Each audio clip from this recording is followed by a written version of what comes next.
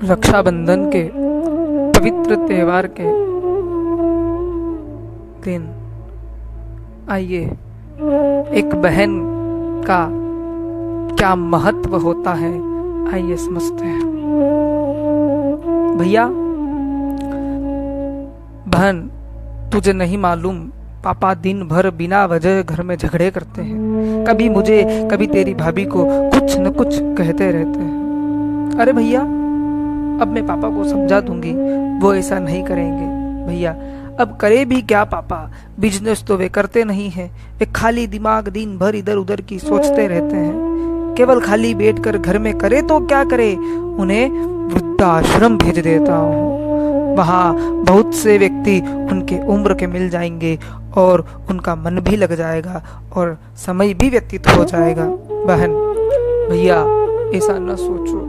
आज तू ऐसा सोच रहा है, परंपरा इसी तरह चल पड़ेगी तो तू कल घर में क्या करेगा।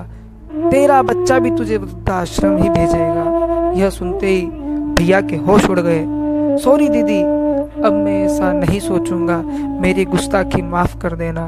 आंखों से आंसू बहते हुए, भैया पेड़ बूढ़ा ही सही, आंगन में ही रहने दो, फल नहीं तो कम से कम छाया तो देगा।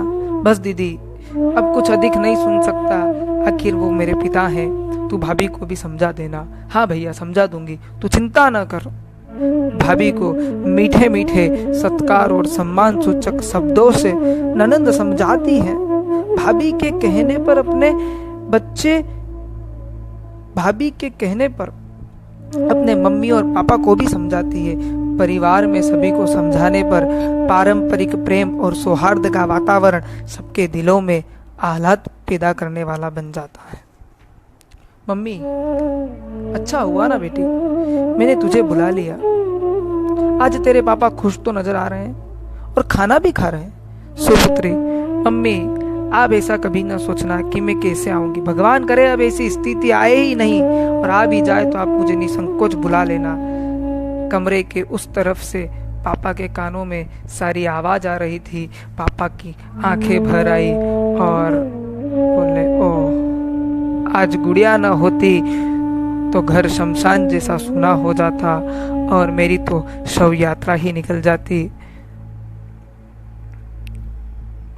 अरे पापा ऐसा क्यों बोल रहे हो? क्या मैं आपकी अपनी नहीं हूँ? अपनों का क्या एहसान मानना, ऐसे शब्द न हो कहो पापा। भगवान हर घर में एक समझदार पुत्री अवश्य देना, एक कन्या का होना घर में अति आवश्यक है, और वो इसीलिए आवश्यक है कि वो ही एक परिवार को संभालती है। ये रक्षाबंधन का त्योहार इन 4 महीनों में सबसे पहले क्यों आता है? वो इसीलिए आता है क्योंकि वो रिश्तों की डोर यहीं से बंधती है।